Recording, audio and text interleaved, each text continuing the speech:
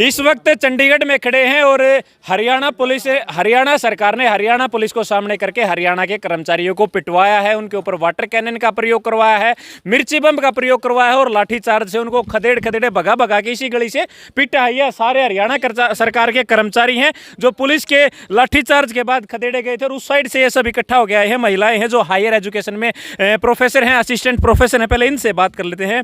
Madam, सरकार की क्या मंशा नजर आ रही है आप लोगों को कि वो अपने ही सरकार के कर्मचारियों पर दूसरे कर्मचारियों अच्छी मंशा होती तो हमें यहाँ इकट्ठे होना ही नहीं पड़ना था। इतना लाठीचार्ज सहा है और इतनी पानी की बौछारें सही हैं, आंसू गैस के बम सही है। अगर उनकी मंशा अच्छी होती हो हम क्यों खड़े होते यहाँ पर अपना घर छोड़ के?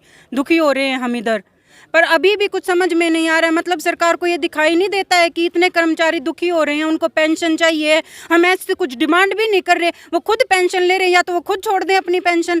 क्यों पेंशन लेते हैं? 6-6, 7-7 पेंशन वो लेते हैं और हम यहाँ पर अपनी पेंशन के लिए जब डिमांड कर रहे हैं 30-30 साल की नौकरी करके और हमें पेंशन नहीं है। मतलब या तो सरकार, ये क्या जवाब होता है? इतना घटिया जवाब सरकार दे रही है कि दिवालिया हो जाएंगे। कैसे दिवालिया हो जाएंगे? 2% ही 2030 तक रिटायर होंगे और उन 2% को पेंशन देने में दिवालिया हो जाएगी सरकार। हरियाणा एक समृद्ध प्रदेश में आता है, भारत के सबसे समृद्ध प्रदेश में हरियाणा आता है और यहाँ की सरकार कह रही है कि वो दिवालिया हो जाएगी सिर्फ कर्मचारियों को पेंशन देने में। तो अगर ऐसा है तो हम भी दिवालिया कर देंगे उनको वोट देने के जब टाइम आएगा।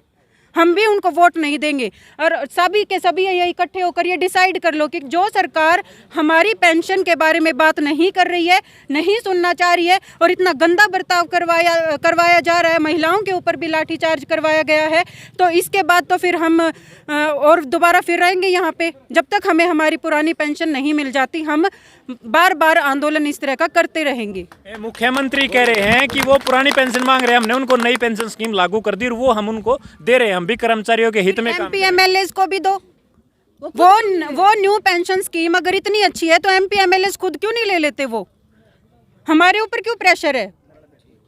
ओपीएस जिंदाबाद, ओपीएस जिंदाबाद। किसी भी सरकार के कर्मचारी जो अधिकारी होते हैं वो रीढ़ की हड्डी होते हैं और सरकार अपने ही कर्मचारियों अधिकारियों को हरियाणा पुलिस पे पिटवा रही है, लाठीचार्ज उनके ऊपर करवा रही है, वाटर कैनन का प्रयोग करवा रही है। सरकार की क्या मंशा नजर आ रही है? मंशा तो हमें बहुत ही बेकार नजर आ रही है। जैसा कि आप भी देख चुके होंगे, यहाँ तक कि मीडिया कर्मियों के ऊपर भी उन्होंने पानी डाला उनके कैमरे के ऊपर ताकि वो पूरी रिकॉर्डिंग ना कर सकें।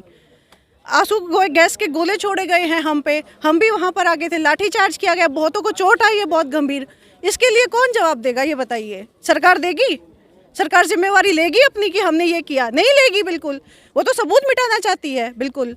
ओपीएस लागू ना करने के पीछे मुख्यमंत्री की गठबंधन सरकार की क्या मंशा लगती है आप लोगों को? मंशा तो उनकी वही जाने, पर हमें तो कोई ठीक इसमें कुछ अच्छा नजर नहीं आ रहा। वही हम कह रहे हैं, मंशा अच्छी होती तो हम यहाँ पर क्यों इकट्ठे होते? हजारों की संख्या में यहाँ पर जो सभी डिपार्टमेंट से आए हुए हैं एम्प्लॉयज क्यों आते?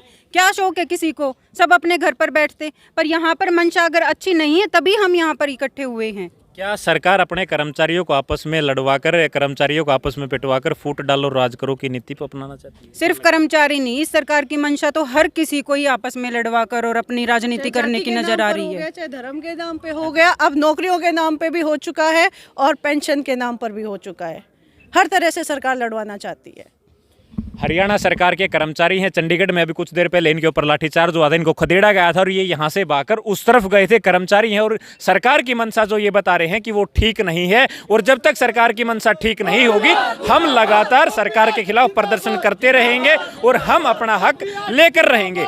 अगर नई पेंशन स्कीम इतनी ही अच्छी है तो मुख्यमंत्री जो उस स्कीम को एमपी और एमएलए पर लागू करवाएं। आप सबसे अपील रहेगी वीडियो को शेयर करते रहे। तस्वीरें आप चंडीगढ़ से देख रहे हैं।